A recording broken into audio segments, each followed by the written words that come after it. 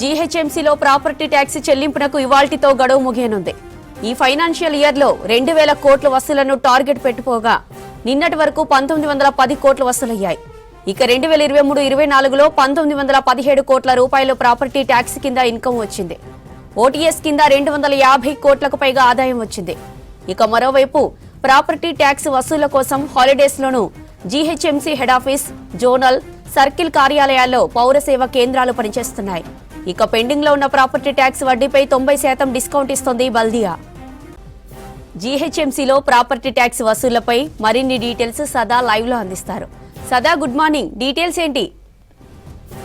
జ్యోతి, property tax చెల్లింపునకు అంటే without any interest చెల్లించడానికి ఈ రోజే లాస్ట్ డే. సో ఈరోజు ఫైనాన్షియల్ ఇయర్ ఈ రోజుతోటి ముగుస్తుంది కాబట్టి పెండింగ్లో ఉన్న ట్యాక్సెస్, ప్రాపర్టీ ట్యాక్సెస్ ఈ రోజు వరకు కట్టేసుకోవాలంటూ జిహెచ్ఎంసీ కోరుతుంది. సో ఈ ఇయర్ సంబంధించిన ట్యాక్సెసే కాకుండా గతంలో ఉన్నటువంటి పెండింగ్ ట్యాక్సెస్ ఎక్కువగా ఉన్నాయి, జిహెచ్ఎంసీకి రావాల్సింది ఎక్కువగా ఉంది. సో దాన్ని కూడా వసూలు చేయడానికి పెండింగ్లో ఉన్న ప్రాపర్టీ ట్యాక్స్ మీద వేసే వడ్డీ పైన 90% డిస్కౌంట్ ఇచ్చింది ఇప్పటికే జిహెచ్ఎంసీ. ఈ డిస్కౌంట్ ఇచ్చి కూడా ఆల్మోస్ట్ 1 మంత్ అవుతుంది. సో ఆ డిస్కౌంట్ కూడా ఓటీఎస్ వన్ టైం సెటిల్మెంట్ కూడా ఈ రోజే లాస్ట్ డే కాబట్టి ఆ ఆఫర్ కూడా యూజ్ చేసుకొని ఈ రోజు వరకు ప్రాపర్టీ ట్యాక్స్ చెల్లించని వాళ్ళంతా కూడా చెల్లించాలంటూ కూడా జిహెచ్ఎంసీ అధికారులు కోరుతున్నారు. సో యాక్చువల్గా నిన్న ఈ రోజు గవర్నమెంట్ హాలిడేస్ లెక్క ప్రకారం అయితే జిహెచ్ఎంసీ కూడా క్లోజ్ ఉంటుంది. కానీ ప్రాపర్టీ ట్యాక్స్ వసూలు చేయడానికి ఈ లాస్ట్ 2 డేసే ఉంది కాబట్టి ఇటు ఎంప్లాయీస్కి ఎక్కడ కూడా హాలిడేస్ ఇవ్వకుండా కేవలం ట్యాక్స్కి సంబంధించిన ట్యాక్స్ డిపార్ట్మెంట్ ఎంప్లాయీసే కాకుండా ఇతర ఎంప్లాయీస్ని కూడా రంగంలోకి దించి వాళ్ళను కూడా ట్యాక్స్ కలెక్షన్లో ముందుకు పంపుతుంది. సో జిహెచ్ఎంసీ హెడ్ ఆఫీస్ కానీ, జోనల్ ఆఫీసెస్, అలాగే సర్కిల్ ఆఫీసెస్లో ఈరోజు కూడా ఈ పౌరసేవ కేంద్రాలు ఓపెన్ ఉంటాయి. ఎవరైతే ట్యాక్స్ కట్టాలనుకుంటున్నారో వాళ్ళు ఈరోజు వచ్చి పే చేసుకోవచ్చు. లేకపోతే మై జిహెచ్ఎంసీ యాప్లో కానీ, లేకుంటే ఆన్లైన్లో కానీ, డైరెక్ట్ మీ సేవలో కానీ, లేకపోతే జిహెచ్ఎంసీ హెడ్ ఆఫీస్, జోనల్ లేకపోతే సర్కిల్ ఆఫీసుల్లో డైరెక్ట్గా వచ్చి కూడా పే చేసుకోవచ్చు అంటూ ఇటు అధికారులు చెప్తున్నారు. సో యాక్చువల్గా ఈ ఫైనాన్షియల్ ఇయర్కి గాను జిహెచ్ఎంసీ 2000 కోట్ల టార్గెట్ పెట్టుకుంది. సో యాక్చువల్గా లాస్ట్ ఫైనాన్షియల్ ఇయర్లో 1917 కోట్లు వసూలైంది. సో ఈసారి దాన్ని పెంచుతూ 2000 కోట్ల టార్గెట్ పెట్టుకుంది. సో దీనికి గాను నిన్నటి వరకు 1910 కోట్లు వచ్చింది. ఇంకొక వీళ్ళు అనుకున్న టార్గెట్ ప్రకారం 90 కోట్లు వసూలు చేయాల్సి ఉంది. సో ఇప్పటికే మొండి బకాయిలకు ఒకవైపు వడ్డీపైన డిస్కౌంట్ ఇవ్వడం, ఇదే కాకుండా డైరెక్ట్ ఆన్ ఫీల్డ్లో అధికారులు తిరగడం, డైరెక్ట్గా ఎస్పెషల్లీ ఈ కమర్షియల్ కాంప్లెక్స్లకు సంబంధించి, కమర్షియల్ బిల్డింగ్లకు సంబంధించి ఈ ప్రాపర్టీల ఎక్కువ బకాయిలు ఉన్నాయి కాబట్టి వాళ్ళకు ముందుగానే ఒక వారం 15 రోజుల నుంచి ముందుగా రెడ్ కార్నర్ నోటీసులు ఇస్తున్నారు. ఆ తర్వాత వాళ్ళు వాటిపైన కూడా రెడ్ నోటీసులకు స్పందించకపోతే సీజింగ్ నోటీసులు ఇస్తున్నారు. ఆ సీజింగ్ నోటీసులకు కూడా స్పందించకపోతే డైరెక్ట్గా వెళ్ళి ప్రాపర్టీస్ని సీజ్ చేయడము, అందులో ఉన్న ఏవైతే ప్రాపర్టీస్ ఇతరగా కంప్యూటర్లు కానీ, ఫర్నిచర్ కానీ వాటిని కూడా సీజ్ చేస్తున్నారు. సో అట్లనైనా ఎక్కువగా ప్రాపర్టీ ఎవరైతే పెండింగ్లో ఉన్నారో అవైనా వసూలు చేస్తాయని అధికారులు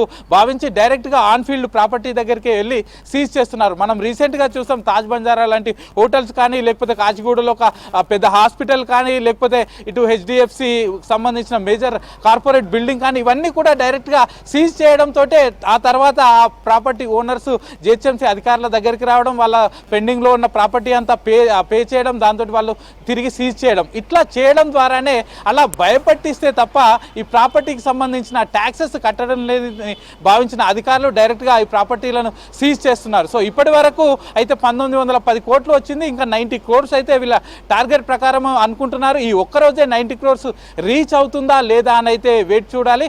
మరోవైపు ఈ ప్రాపర్టీస్ ట్యాక్స్లకు సంబంధించి గతంలో ఈ బిల్డింగ్ ఓనర్స్, పొలిటీషియన్స్ నుంచి, లోకల్ లీడర్స్ నుంచి అధికారుల పైన ఒత్తిడి తెచ్చేవారు. కానీ ఈసారి మాత్రం ఎలాంటి పొలిటికల్ ఒత్తిడి లేకుండా వాటిని అసలు పట్టించుకోవచ్చు అంటూ జిహెచ్ఎంసీ కమిషనర్ ఇలంబర్తి గ్రౌండ్ లెవెల్లో ఎవరైతే ఆఫీసర్లు ఉంటారో వాళ్ళకు సీరియస్గా ఇన్స్ట్రక్షన్స్ ఇచ్చారు. ఎందుకంటే జిహెచ్ఎంసీకి మేజర్గా ఇన్కమ్ సోర్సెస్ ప్రాపర్టీ ట్యాక్స్ ద్వారానే వస్తుంది. సో దీన్ని మనం సరిగ్గా వసూలు చేయగలిగితే జిహెచ్ఎంసీకి సంబంధించిన పనులు సరిగా చేసుకుంటాం, వీళ్ళకి ఇవ్వాల్సిన బిల్లులు సరిగా ఇవ్వగలుగుతాం. సో వీటన్నింటి కూడా జిహెచ్ఎంసీ సరిగ్గా నడుస్తుంది కాబట్టి ప్రాపర్టీ ట్యాక్సెస్ పైన మేజర్ ఫోకస్ పెట్టారు. సో ఈరోజు నిన్న ఈరోజు గవర్నమెంట్ హాలిడేస్ అయినా కూడా ప్రాపర్టీ ట్యాక్స్ వసూలు చేసే పనిలో అయితే అధికారులు ఉన్నారు. కేవలం ఇటు ట్యాక్స్ ఇన్స్పెక్టర్స్, బిల్ కలెక్టర్లే కాకుండా ఇతర డిపార్ట్మెంట్కి సంబంధించిన ఎంప్లాయీస్ కూడా ఆన్ ఫీల్డ్లో తిరిగి వీళ్ళందరి దగ్గర నుంచి కూడా ప్రాపర్టీ కలెక్ట్ చేస్తున్నారు. ఇదే కాకుండా గతంలో సీజింగ్ నోటీసులు ఇచ్చిన వారు ప్రస్తుతం మా దగ్గర లేవు, మంత్ ఎండ్ వరకు మీకు